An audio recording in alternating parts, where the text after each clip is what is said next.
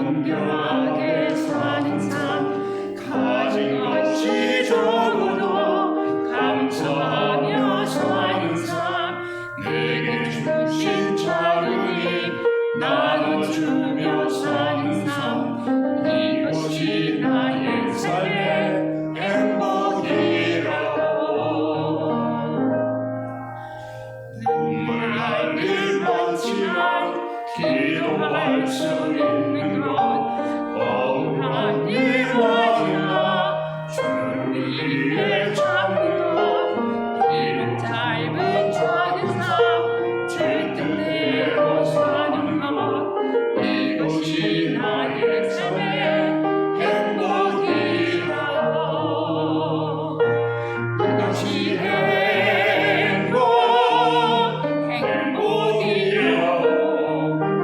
세상이 알 수 없는 하나님 선물 이것이 행복이라고 하나님의 자녀로 살아가는 것 이것이 행복이라고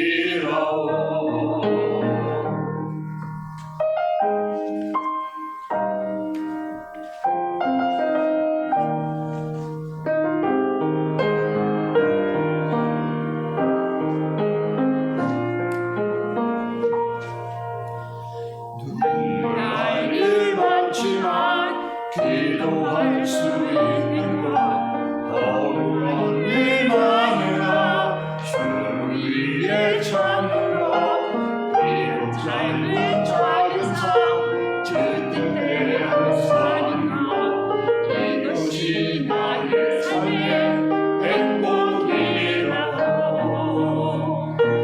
이것이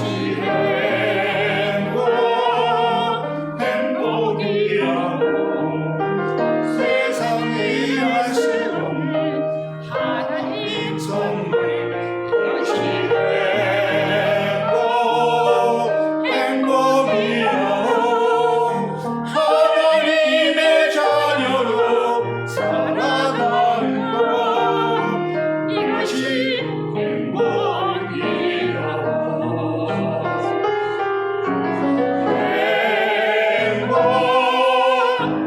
행복이라고 세상이 알 수 없는 하나님의 선물 이것이 행복이라고 하나님의 자녀로 살아가는 것 이것이 행복이라고 이것이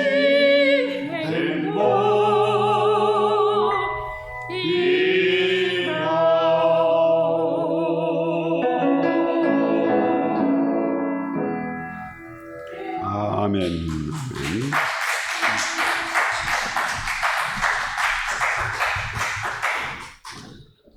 이 시간 주의 성령께서 우리의 마음과 생각을 온전히 사로잡아 주시옵소서. 홍해를 가르시고 반석을 갈라서 생수를 내신 그 하나님의 말씀의 능력이 이 시간 우리의 차갑고 돌덩이 같은 마음을 갈라서 성령의 임재를 느끼게 하시고 하늘 문이 열리는 감격을 맛보게 하옵소서. 예수님의 이름으로 기도했습니다. 아멘. 사람은 동물과 달리 본능적으로 살지 않습니다. 동물들은 본능적으로 살잖아요. 사람은 교육을 통해서 사람이 사람다워지는 거죠. 어떤 노인이 죽으면서 한자로 유언을 남겼는데 사람인자를 6개를 써놨어요. 사람인자를 6개를 유언으로 남기는데 이게 도대체 뭔 말인가? 무슨 뜻인가? 아무도 해석을 못했어요. 그런데 어떤 중년의 사람이 나타나서 그 뜻을 해석을 했습니다. 사람이 사람다워야 사람이지. 사람이라고 다 사람이 아니다. 그죠? 그렇습니다. 사람을 사람답게 하는 것, 사람답게 살아가게 만드는 것, 이게 뭐냐? 교육이잖아요. 사람이라고 다 사람인가? 사람이 사람다워야 사람이지. 그죠? 자, 사람을 사람답게 살아가게 하기 위해서는 어떻게 해요? 반드시 교육이 필요하고 가장 중요한 것이 교육이잖아요. 그래서 오늘 본문의 말씀 6절에 보면은 가르침을 받는 자는 말씀을 가르치는 자와 모든 좋은 것을 함께 하라. 그렇죠? 가르침을 받는 자와 가르치는 자. 오늘 제목인데요. 뭐 쉽게 말하면 스승과 제자죠. 가르치는 사람과 가르침을 받는 사람이죠. 그래서 가르침을 받는 자는 말씀을 가르치는 자와 모든 좋은 것을 함께 하라. 이 좋은 것이란 뭘까요? 좋은 것. 그렇죠? 자, 좋은 것을 함께 하라. 이 좋은 것은 결국 하나의 말씀 아니겠습니까? 말씀의 교제지요. 그러니까 우리가 사람이 사람답게 살기 위해서는 어떻게 해요? 좋은 것을 나눠야 된다. 학교 교육에 맡기지 말고 하나님의 말씀을 가르치고 말씀의 가르침을 받아야 된다는 거죠. 그래서 문제는 말씀을 가르치는 자와 가르침을 받는 자, 우리 모두는 뭡니까? 우리가 말씀의 가르침을 받는 자이고 동시에 뭡니까? 말씀을 가르치는 자가 되어야 돼요. 우리가 스승이면서 동시에 제자가 되어야 된다, 이런 얘기죠. 문제는 이 세상 돌아가는 이치를 보면요, 선생이 존경을 받지를 못합니다. 그렇죠? 스승이 없는 거죠. 쉽게 말해서 넉넉한 집, 부잣집 아이들일수록 뭡니까? 공부는 안 하려고 그래요. 그러니까 어떻게 합니까? 가정교사를 둡니다. 그렇죠? 선생이 그 집을 방문해서 아이를 가르치니까 아이가 선생에 대한 존경심이 있습니까? 없어요. 죽은 돈 받고 나를 위해서 가르치는 사람이야. 그렇죠? 지가 배우러 가는 게 아니고 선생이 자기 집에 찾아와요. 이렇게 가르침을 받으니까 존경도 없고 지멋대로 살아가는 망나니가 되고 갑질하다가 패가 망신하고 이런 경우가 많죠. 그래서 존경심이 없으니까 제대로 된 교육을 받지 못하고 망나니가 된다는 거죠. 또 7절 말씀 보면은 스스로 속이지 말라. 하나님은 업신여김을 받지 아니하시나니 사람이 무엇으로 심든지 그대로 거두리라. 그렇죠? 자, 여기서 스스로 속이지 말라. 하나님은 업신여김을 받지 않는다. 업신여긴다는 말은 뭐 어디에서 나온 말인가 하면은 코를 위로 향한다는 뜻이죠. 콧방귀를 하고 끼는 거죠. 코를 위로. 이게 하나님은 우리가 그렇게 업신여기는 존재가 아니다. 그런 사람이 아니다 하는 거죠. 그래서 많은 사람들이 스스로 자신을 속이고 있어요. 공부 안 해도 뭐 적당히 살아갈 수 있겠지. 운동 안 해도 건강을 지킬 수 있겠지. 그죠? 자, 이 정도 되면 괜찮겠지. 이런 생각입니다. 자신을 스스로 속이는 거예요. 제가 우리 딸한테 한번 큰 가르침을 받았습니다. 이 딸이 제가 가끔 그 스피드 티켓을 많이 끊었거든요, 옛날에. 왜냐하면 시간은 늘 쫓기니까 할 일은 많으니까 과속을 많이 하게 돼요. 그런데 딸이 이제 엄마하고 얘기하다 하는 중에 스피드 티켓을 띄는 사람은 어떤 사람이냐, 그렇게 해도 괜찮을 거라고 생각한다는 거예요. 과속해도 괜찮겠지, 이런 생각 때문에 과속을 한다는 거죠. 요즘은 제가 우리 딸한테 가르침을 받고 아주 조심을 많이 하고 있습니다. 한 2년 넘도록 지금 한 번도 티켓 안 뗐어요. 자, 스스로 자신을 속이는 겁니다. 그죠? 운동 안 해도 괜찮겠지. 공부 안 해도 적당히 살아갈 수가 있겠지. 다이어트 안 해도 밤에 뭐 맛있는 거 먹고 과식을 해도 괜찮겠지. 자신이 스스로 자신을 스스로 속이고 있다는 거죠. 그런데 이건 착각이고 우리 하나님은 업신여김을 받지 않는다. 하나님은 그렇게 어리숙한 분이 아니다 하는 거죠. 그래서 8절에 보면은 자기의 육체를 위하여 심는 자는 육체로부터 썩어질 것을 거두고 성령을 위하여 심는 자는 성령으로부터 영생을 거둔다.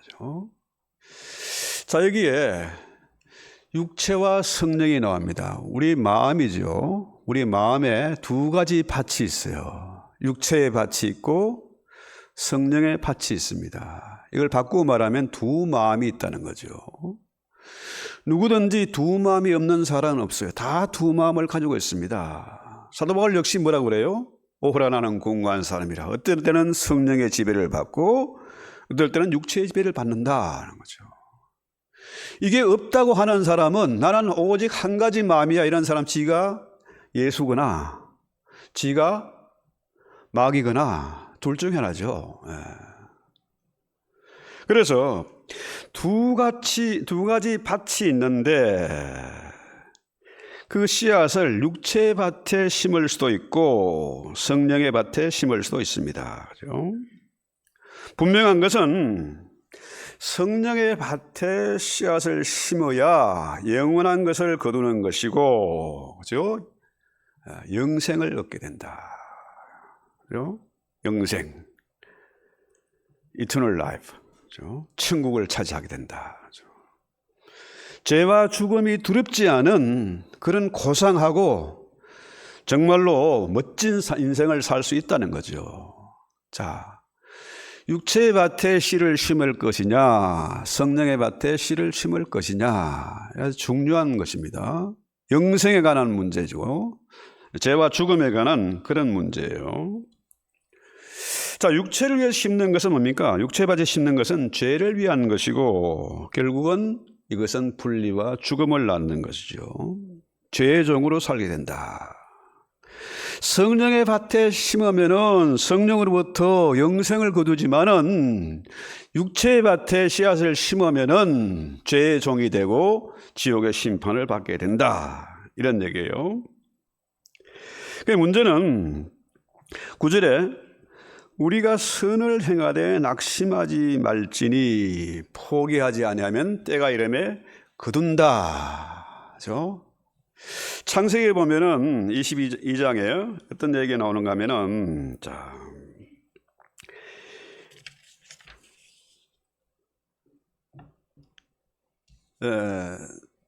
노아 홍수 이후에 심과 거둠이 계속 반복되는 겁니다. 계속해서 심어야 거두는 것이고 또 심고 거두고 하는 거죠. 그 문제는 선을 행하되 낙심하지 말지니 포기하지 아니하면 때가 이름에 거둔다. 그죠? 자, 이게 선을 행한다. 선을 행하면 열매를 거두게 된다는 거죠. 자, 선을 행한다는 게 뭘까요? 착한 일을 하는 게 뭘까요? 자, 선이란 겁니까? 성령을 위해서 일을 하는 거죠. 성령의 지배를 받고 성령의 열매를 거두는 거. 다시 말해서 가장 간단한 원리로 자녀를 낳는 겁니다. 그 자녀를 내 자녀로 삼고 내 제자로 삼는 거죠. 그렇죠? 제대로 가르쳐야 된다는 거죠. 제대로. 또 선생은 제자들을 제대로 가르쳐야 된다는 거죠. 전도하는 것이고 제자를 삼는 것입니다. 문제는 사람들이 선을 행하다가 낙심하는 경우가 너무나 많아요. 교인들도 그렇고 목회자들도 그렇고 선을 행하다가 낙심하게 돼요. 낙심하지 않고 포기하지 않으면 반드시 열매를 거두게 되는데, 풍성한 가시를 얻게 되는데 낙심하게 된다. 그렇죠? 그래서 가장 큰 죄악, 사단의 가장 큰 무기가 뭘까요? 교만?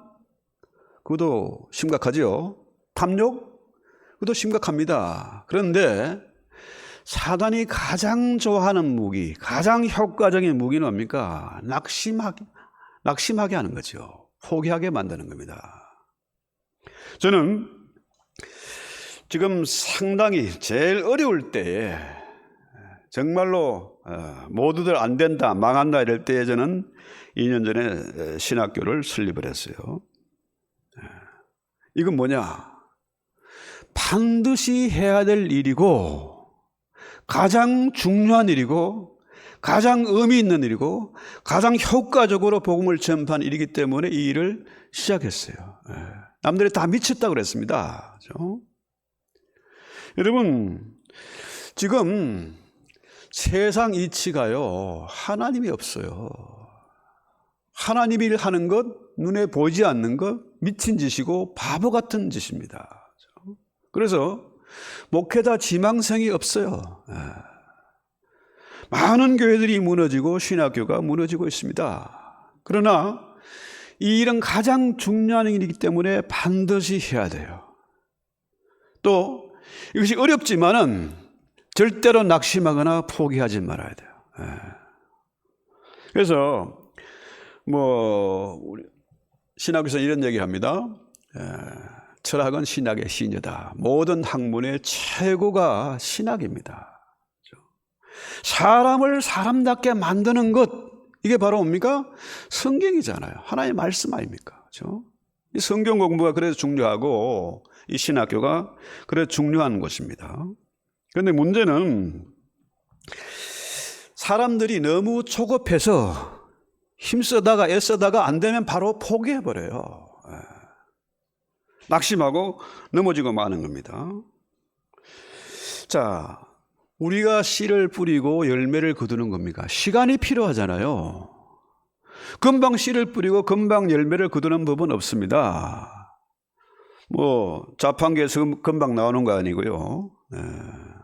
마이크로웨이브에 너가 3분 너가 데워서 먹을 수 있는 것도 아니고 시간이 필요하다는 거죠.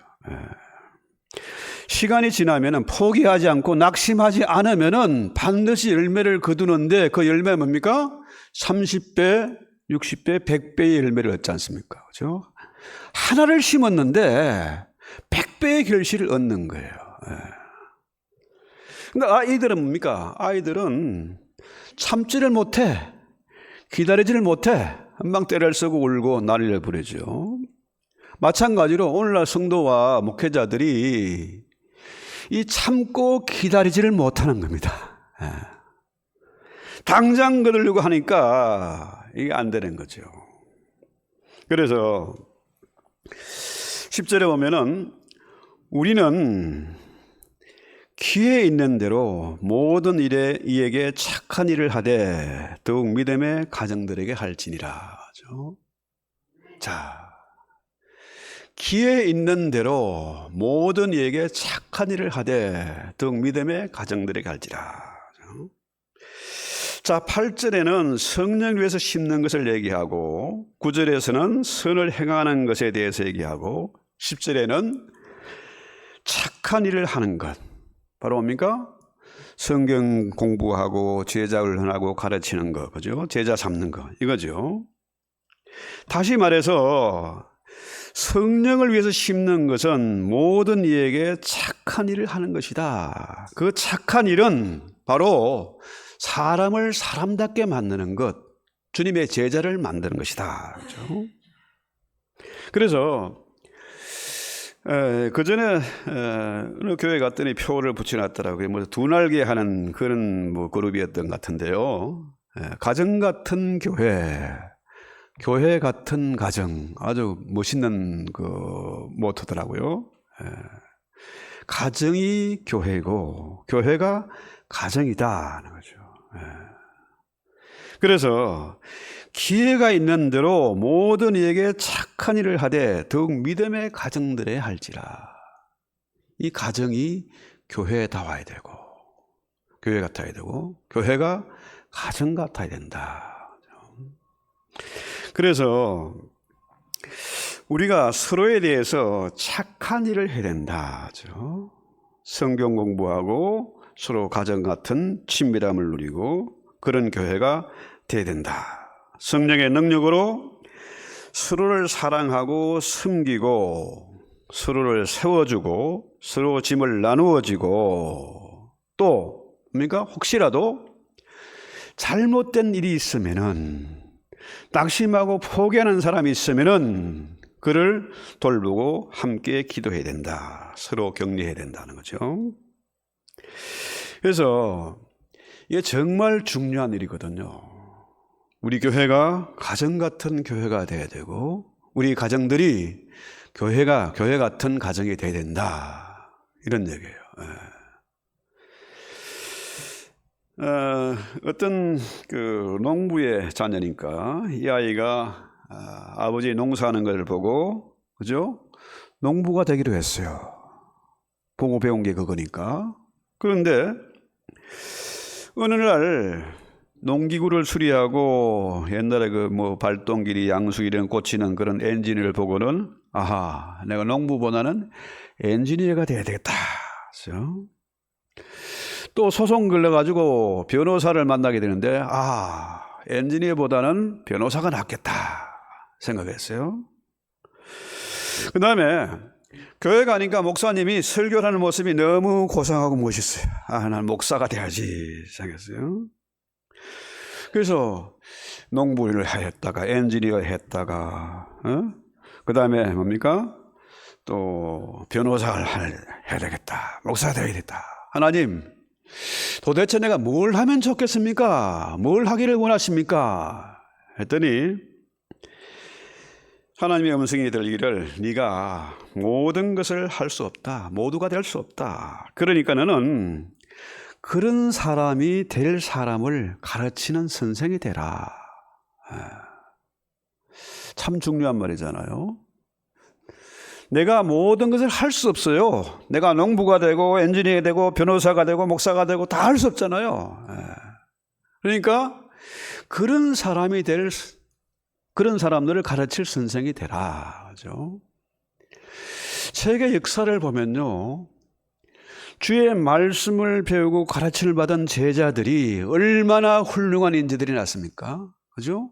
정치나 경제나 과학이나 문화, 예술 모든 분야에서 정말 대단한 영웅들, 대단한 인물들이 많이 나왔어요. 이게 뭡니까? 성경의 가르침이에요. 가르치고 제자를 삼는 것. 첫째는 뭡니까? 그렇게 하기 위해서는 뭘 해야 돼요? 전도하는 거죠. 전도를 해야 제자를 삼을 수 있고 제자를 삼아야 그 다음에 뭡니까? 열매가 나오는 거 아니겠습니까? 이게 간단한 일이 아니고 한순간에 대한 일이 아니잖아요. 그렇죠? 그래서 우리 모두는 어떻게 됩니까? 가르치는 자이면서 동시에 가르침을 받는 자가 돼야 돼요. 내가 가르침을 받는 자이면서 동시에 가르치는 자가 돼야 된다는 거죠. 이게 하나님의 법칙입니다. 뭘 씨를 뿌리지 않고 거두는 방법이 없지 않습니까? 그렇죠? 육체의 밭에 심는 것이 아니라 성령의 밭에 씨앗을 심어서 우리가 가르치고 가르침을 받는 자가 되고 전도하고 제자를 삼는 자가 돼야 된다는 거죠. 그래서 아까 말씀드린 이 소년이 유명한 계몽주의 교육자 루소죠. 루소가 엄청난 일을, 많은 제자들을 양성한 그런 선생이 된 거죠. 그래서요, 이런 교육이 일어나는 가장 첫 번째 교육기관은 뭡니까? 가정이잖아요. 부모 아니겠습니까? 가정이 최고의 학교고 부모가 최고의 선생입니다. 그죠? 위대한 선생이 멀리 있는 것이 아니고 가장 가까이 집안에 있다는 거죠. 그래서 가정은 기본적인 교육기관이고 아기가 처음 만나는 학교고 그 가정이 인생의 교육이 시작되는 곳이고 인생이 시작되는 곳이다. 그죠? 그래서 하나님은 부모에게 그 일을 맡겼습니다. 자녀를 잘 가르치고 양육해라. 그 사명을 맡겼어요. 근데 문제는 과거의 농경 시대에는 이런 것이 가능했습니다. 아이들이 부모를 존경하고 부모를 따르고 부모의 말씀에 순종했잖아요. 그런데 고도의 산업화 문명화가 되면서 부모의 설 자리가 없어지고 있어요. 존경을 받지 않습니다. 그렇죠? 왜 그러냐? 이 제자를 삼으라는 주님의 말씀, 성경을 제대로 가르치지 않으니까, 부모가 교사로 사명을 감당하지 않으니까, 부모가 존경과 권위를 잃어버리니까 어떻게 해요? 이런 일이 일어나는 거죠. 그래서 먼저 부모는 뭡니까? 자녀들에게 주의 말씀을 가르치고 지키게 해야 된다는 거야. 이게 쉬운 일이 아니잖아요. 부모가 자녀에게 인정받는 거 참 중요한 일인데 요즘 아이들이 부모를 존경 안 해요.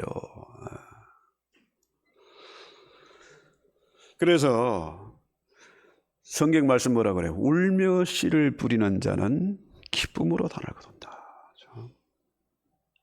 눈물을 흘리며 씨를 뿌린 자는 반드시 기쁨으로 단을 거둔다. 울며 눈물 흘리면서 아이들을 가르쳐야 된다는 거죠. 그 말씀을 지키게 만들어야 된다는 거죠. 그래서 가정에서 부모는 자녀들을 제자를 삼아야 됩니다. 그렇죠?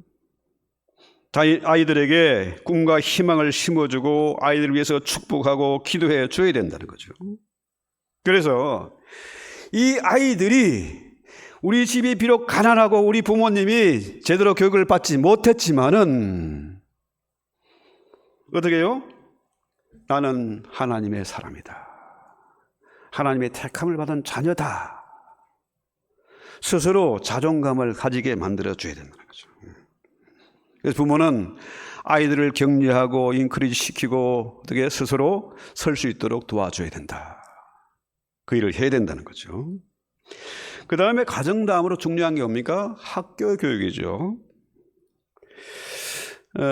재미있는 얘기가 이제 군관학교를 졸업한 청년 장교가 소크라테스를 찾아와서 공부한 것을 선생에게 이제 자랑을 합니다. 우리 선생님이 이제 군관학교니까 행군할 때 언제든지 좋은 사람을 맨 앞에 세우고 맨 뒤에 세우고 나쁜 사람은 중간에 끼워 넣어야 된다. 이걸 이제 이야기를 하니까 자랑을 했어요. 그런데 소크라테스가 너 정말 좋은 것을 배웠구나. 그런데 자네가 그 가르침을 받은 선생이 어떻게 좋은 사람, 나쁜 사람을 구분하는 것을 가르쳐 주더냐 물었더니 그런 건 안 가르쳐 주던데요 했어요. 그러면은 너는 가서 그 선생님 찾아가가지고 등록금 다 돌려받고 돌아와라. 그건 잘못된 교육이다. 자, 좋은 사람, 나쁜 사람, 선과 악이 구별되지 않는 그런 교육, 그런 판단 표준을 가르치지 않는 것은 그 교육은 무가치하다는 거죠. 인간 교육에 실패한 잘못된 것이다. 그렇습니다. 학교에서 아이들이 선생을 잘 만나야 됩니다. 또 선생 또한 좋은 학생들을 만나는 것도 중요하지만요. 학교 교육이 제대로 되지 않으니까 세상이 어떻게 됐어요? 성경에 기초한 십계명에 기초한 교육을 할 때 이 미국이 강대한 나라가 됐습니다. 세계를 리드하는 나라가 됐어요. 교육이나 군사나 행정이나 복지 이런 모든 분야에 미국의 시스템이 다 들어갔습니다. 그야말로 세계를 선도했어요. 그런데 학교에서 성경 교육을 폐지하니까 어떻게 됐습니까? 세상이 미쳐 돌아가는 거죠.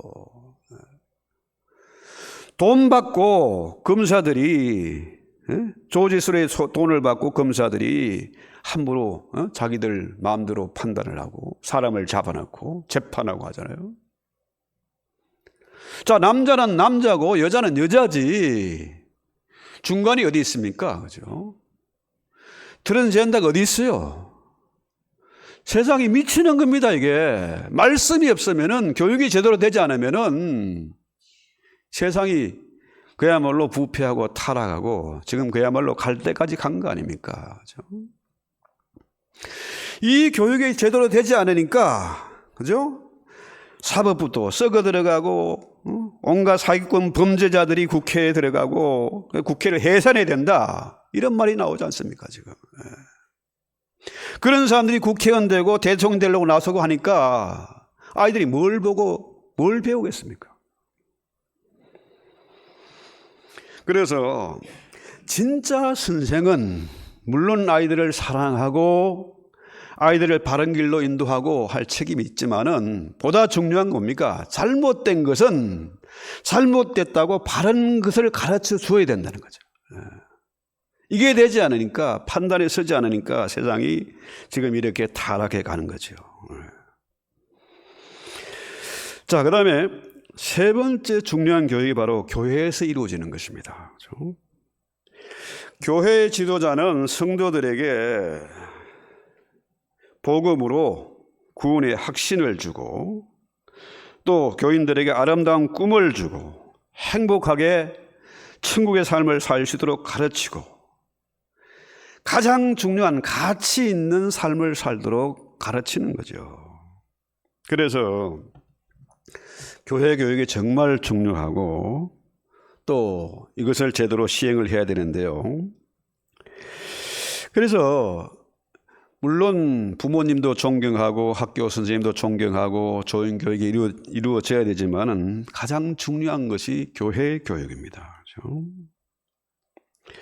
그래서 교회 영적인 지도자들, 교육자들이나 또 평신도 지도자들 이런 분들을 존경하고 귀하게 여겨야 된다는 거죠. 그래서 사도 바울이 고린도전서 4장 14절에 보면은 그리스도 안에서 일만 스승이 있으되 아비는 많지 아니하니 그리스도 예수 안에서 복음으로 내가 너희를 낳았다. 그렇죠? 자, 바울이 말하는 게 스승은 많지만은 아비는 많지 않다는 거죠.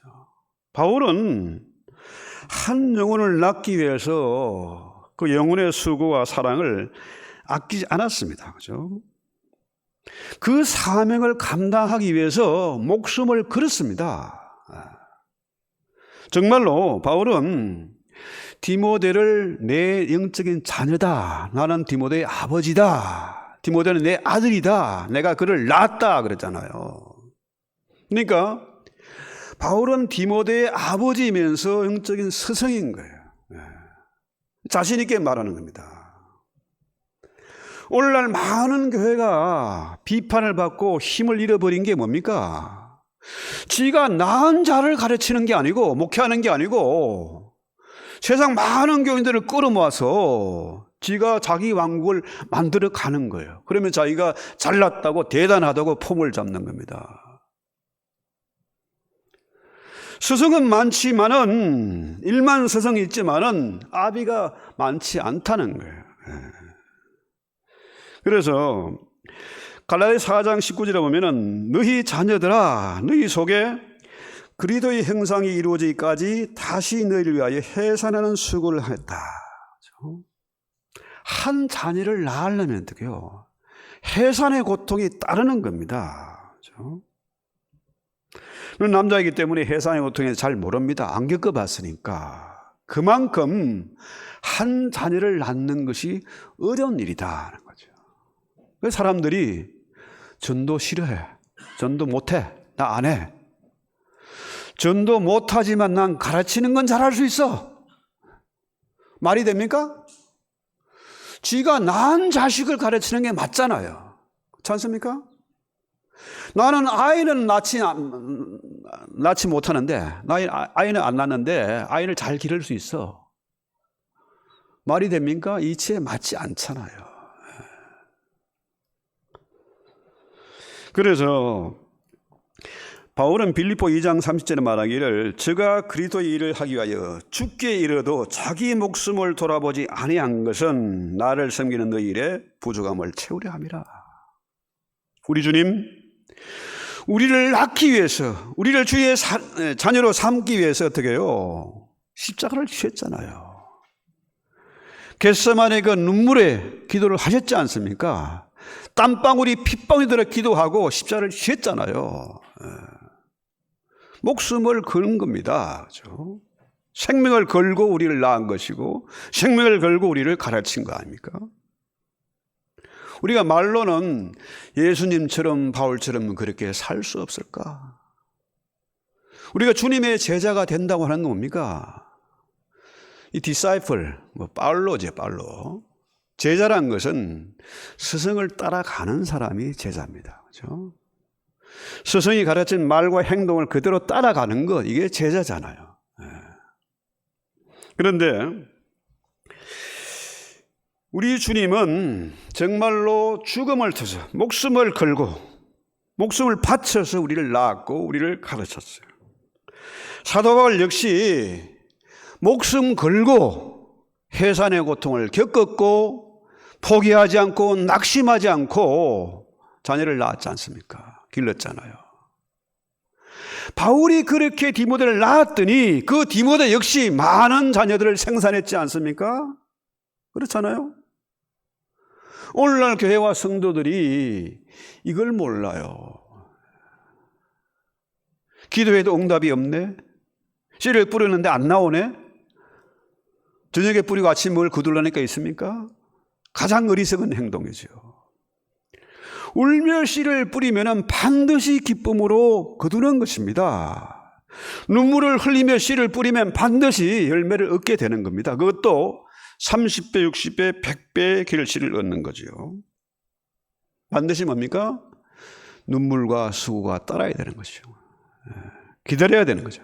낙심하거나 포기하지 말고 기다리면은 반드시 거둔다는 거예요.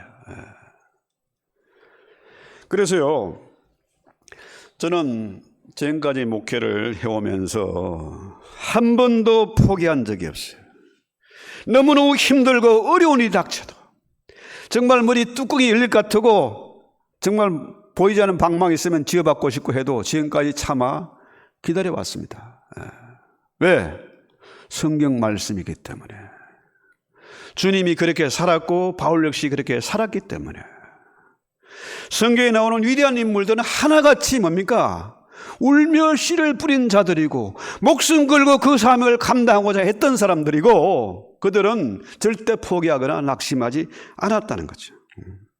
7번 넘어져도 반드시 8번째 일어났다는 거예요. 모세나 다윗이나 그 많은 영웅들이 어떻게 해요? 얼마나 많은 어려움과 고통이 따랐겠습니까? 그렇죠? 수많은 죽음의 위기를 넘겼잖아요. 그렇죠? 그래서 우리 주님의 말씀은 뭡니까? 그러므로 너희는 가서 모든 족속으로 제자를 삼아. 마태복음 28장이죠. 아버지와 아들과 성령의 이름으로 세례를 주고 내가 너에게 분부한 모든 것을 가르쳐 지키게 하라. 볼지어다 내가 세상 끝날까지 항상 함께 있으리라. 여기서 가장 중요한 부분이 첫째 뭡니까? 우리가 정말 중요하게 주목해야 될 부분이 너희는 가서 모든 족속으로 제자를 삼아, 이겁니다. 제자를 삼는 것이 중요한데 그 첫걸음은 전도하는 겁니다. 전도를 안 해요, 요즘 사람들이. 왜? 해봐도 안 되니까, 잘 안 되니까. 해산의 고통을 싫으니까, 그렇죠? 참아 기다리는 것이 싫으니까 안 하는 겁니다. 전도해서 그 사람을 복음으로 낳아야 된다. 영적인 아버지가 되고 스승이 돼야 된다는 거죠. 바울이 디모데를 낳은 것처럼 우리가 그런 마음으로 전도하고 제자를 삼고 우리가 가르쳐야 된다는 거죠. 자, 전도가 중요한데 하기는 해야 되는데 잘 안 되니까 포기하는 거예요. 전도하지 않으면 제자를 삼을 수 없잖아요. 제자를 삼지 않으면 열매를 맺을 수가 없지 않습니까? 알기는 알지만은 행치 않으면은 그 사람은 뭡니까? 영적인 선석이 될 수가 없고 주님을 가슴 아프게 하고 마귀가 좋아하는 일을 하는 거죠. 전도에서 제자를 삼아야 된다. 제자란 뭡니까? 주님을 따르는 자잖아요. 한마디로 따르는 것입니다. 주님의 하신 모든 일들을 그대로 따라가는 거죠. 그래서 고린도전서 4장 16절에 보면은 너희는 나를 본받는 자가 되라. 참 중요한 말 아닙니까? 나는 자격이 없고 나는 못났고 실력도 없고 그러니까 나를 본받지 말고 저 사람을 본받아라. 이거는 스승이 될 수가 없는 거죠. 제자를 삼을 수 없는 거 아닙니까? 바울은 자신 있게 너희는 나를 본받는 자가 되라 이렇게 했어요. 내가 진실로 그 자녀를 낳아서 전도해서 낳아서 제자를 삼으면 뭡니까? 내가 그의 아비가 되고 스승이 되는 거죠. 여러분 이디오피아 내시 그 간다의 얘기를 잘 아시잖아요. 솔로몬 시대 스바 여왕의 그 내시 간다게가 빌립의 전도를 받고 본국으로 돌아가서 복음을 전하지 않았겠습니까?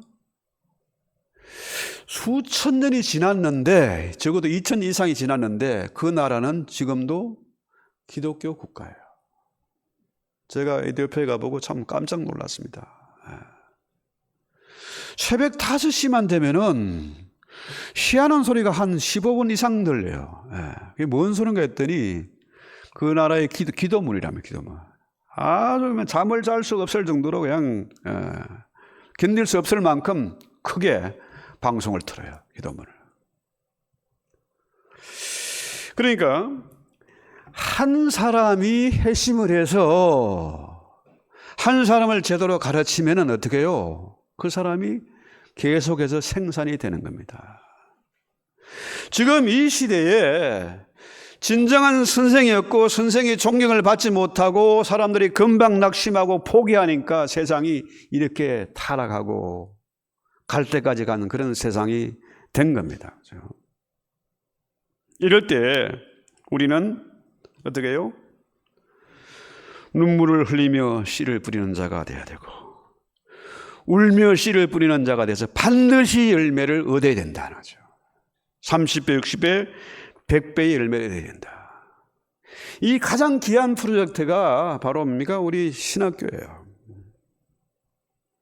정말 중요한 것입니다. 교수님들이 너무나 중요하고 참 귀한 일이고 한데 참 죄송스러운 것은 이 교회 작은 교회가 그걸 다 감당하고 있다는 게 정말 죄송하다. 힘들고 어렵지만은 우리가 이 일을 감당할 때에 주님 기뻐하는 일을 하게 될 것이고 마귀들은 도망가게 될 것이다. 그렇죠? 그래서 자녀를 얻는 것, 제자를 만나는 일 가장 기쁜 일입니다. 울며 씨를 뿌리고 눈물을 흘리며 씨를 뿌리는 자는 반드시 기쁨으로 그 단을 가지고 돌아온다는 거예요. 세상에 가장 기쁜 일이 뭐겠습니까? 제자를 만드는 겁니다. 자녀를 낳는 거예요. 이보다 더 큰 기쁨이 없어요. 이걸 못 누리니까, 이걸 못하니까 엉뚱한 데서 쾌락을 찾고 탐욕을 부리고 지멋대로 행동하다가 망하는 거죠. 그래서 우리는 가정에서 부모를 통해서 가장 기초적인 윤리와 도덕을 배우고 학교에서 선생을 통해서 세상의 학문과 지식을 배우고 교회에서 하나님의 말씀과 영적인 비밀을 배우게 된다. 그럼 우리는 부모님과 선생님 그리고 교회의 지도자들 이분들을 귀하게 여기고 그분들 역시 뭡니까? 자기가 맡은 사명을 바로 감당해야 돼요. 아무리 힘들고 어려워도 남들이 안 된다고 포기해도 우리 여기 있는 남은 자들은 그 일을 감당해야 된다는 거예요. 쉬운 일이 아닙니다. 간단한 일이 아니에요. 금방 자판기에 꺼내듯이 그렇게 될 수 있는 일이 아니잖아요. 하나님은 만홀의 여김을 받지 않습니다. 하나님은 우리에게 업신여김을 당하는 분이 아닙니다. 반드시 뿌린 대로 심은 대로 거두는 것입니다. 성령을 위해서 심는 자는 영생을 얻는 거죠. 아주 어떤 분이 중요한 얘기를 했더라고요. 아버지가 없는 아버지는 균형 감각을 잃기 쉽다. 아버지가 누군지도 모르고 아버지가 존경스럽지 않고 이런 사람은 어떻게 해요? 균형 감각을 잃어버리기 쉽다. 마찬가지로 스승이 없는 스승은 더 위험하다.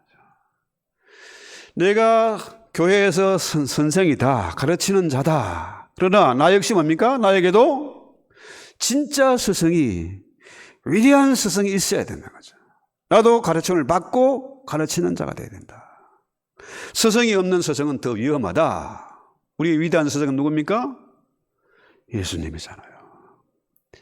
주님이 가장 위대한 스승이고 진리를 가르치는 스승이고, 그죠? 그분은 정말 능력 있고 지혜가 있는 분이니까 어디에 가서니 누구에게든지 우리는 그 선생을 자랑할 수 있습니다.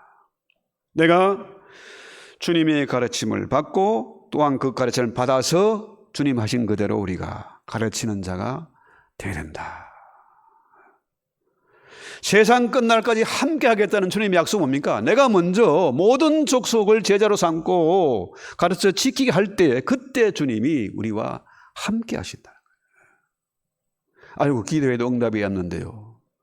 절대로 포기하거나 낙심하지 말고 우리에게 맡긴 사명 감당할 수 있을 때에 정말로 당신은 하나님께 영광을 돌리는 사람이고 가장 멋있는 제자이고 또한 훌륭한 선생이다 인정받는 저 여러분 될 수 있기를 주님의 이름으로 축원합니다. 우리 찬송하기도 합시다. 찬송가 285장입니다.